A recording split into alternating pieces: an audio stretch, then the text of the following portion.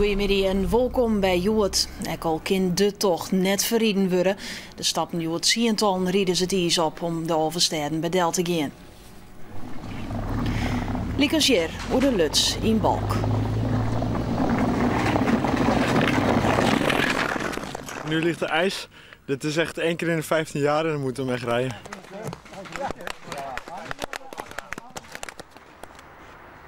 Dit is de eerste keer voor ons schaatsen in Friesland.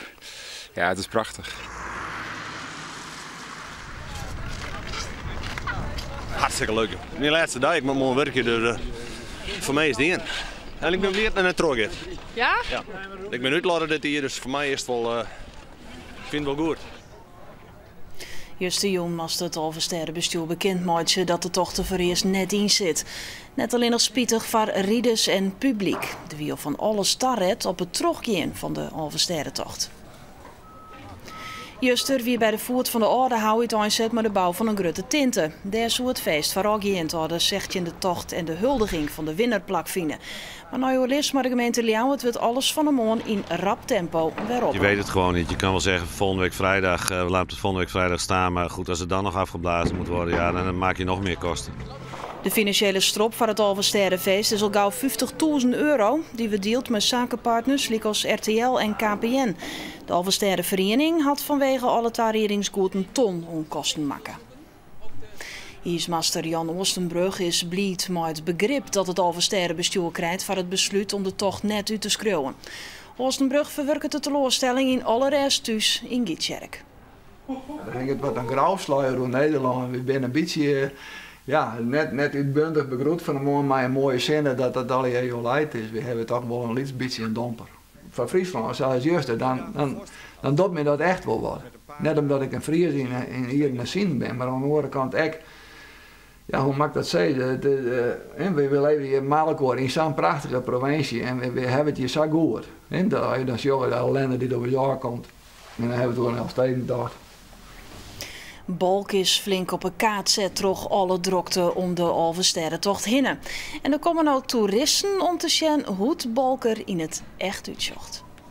Nou, niet alleen maar naar Balk, maar ook naar de rest van Friesland, de Friese steden. Willen we een rondje Friese meren en Friese steden doen. Dus dat, waarom? Lijkt ons, gewoon om te kijken hoe het eruit ziet. We hebben de sloten al gezien, de plaatsjes bekijken. Hopen dat we mensen op het ijs zien. Gewoon de hele sfeer even. Het ligt hier eigenlijk haast wel heetseizoen deze dagen, hè, voor ons. Zat er ook, zoveel mensen.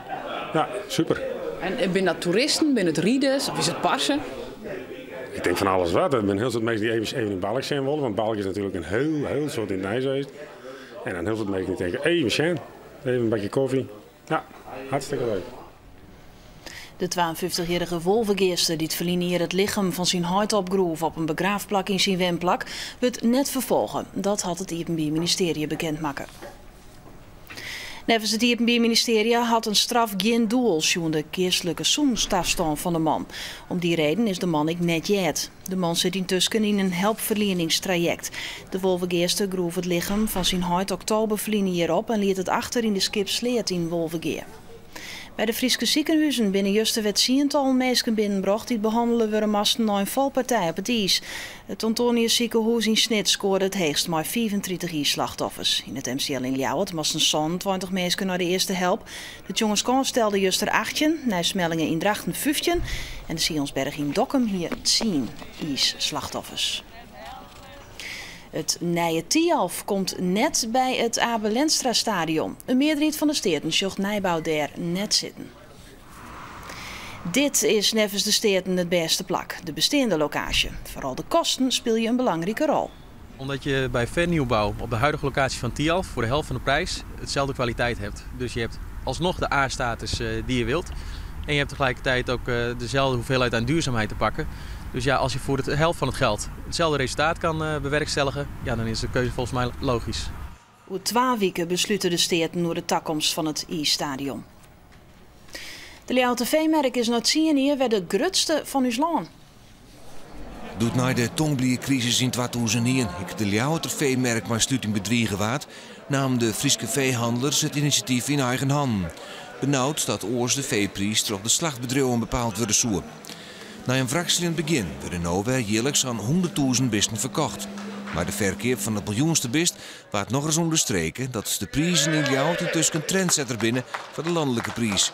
En daarmee is het doel van de stichting Veehandelscentrum Noord-Nederland bereikt. We zien nu elke week dat de prijs omheen gaat omdat de vraag is naar kei. En dat merk je hier. Hier gebeurt de handel hier wordt een prijs zetten. En die kei die hier net komen, die profiteren van de prijs die hier zetten wordt. En dan ben we daar aan de waarsverwachting. De temperatuur in het jong en vannacht waarom ont 9 graden onder nul. De wind komt uit het noorden ont wat eersten en is matig. En morgen volop winterwaar. Het is oerdij een graad als 4 onder nul en nachts strange frost ont -12.